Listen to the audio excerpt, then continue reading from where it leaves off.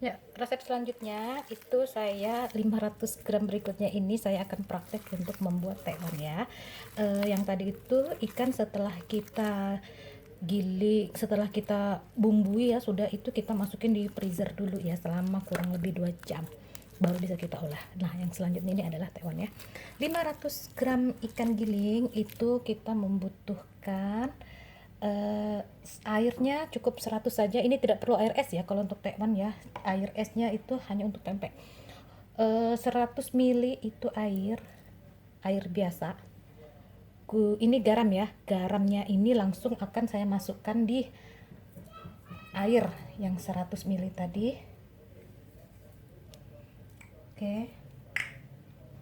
Campur rata, diaduk rata ya guys. Nggak apa-apa, ini tangan saya sudah steril sekali. Oke. Lanjut kita aduk. Kalau untuk tekwan ini garam di awal ya, beda dengan kita buat tempe, karena dia yang ingin dihasilkan di sini adalah tekstur yang kejal ya, jadi airnya di awal nggak masalah ya. Setelah air 100 ml tadi kita tambahkan, yang berikutnya itu kita kasih bawang putih halus lagi 3 siung, aduk hingga rata. Seperti biasa, gula dan penyedap opsional saja. Yang tidak mau pakai penyedap juga tidak masalah guys.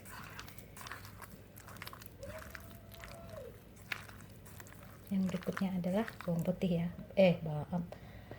putih telur. Putih telur ini untuk 500 gram itu kita butuhkan 3 buah putih telur. Oke, aduk sampai rata. Nah, seperti ini ya. Sudah kelihatan ya, dia akan kejal karena fungsi putih telur di sini adalah sebagai pengejal makanan. Aduk sampai rata. Oke, gampang kan? Sangat gampang sekali guys, dan sangat mudah sekali. Dengan menggunakan ikan yang berkualitas pasti hasilnya lebih oke. Oke, lanjut berikutnya ini untuk tekwan ya. Saya menggunakan tepung super cap 7 daun ya, super yang kualitas super yang kita jual di sini ya. Jadi setiap yang saya praktekkan ini adalah semua yang saya jual di toko saya. Oke guys, kita memerlukan 200 gram ya. Dalam 500 gram ikan giling kita memerlukan 200 gram sagu ya, tepung sagu tani 7 daun. Oke, aduh ya, 200 gram ya. Lanjut.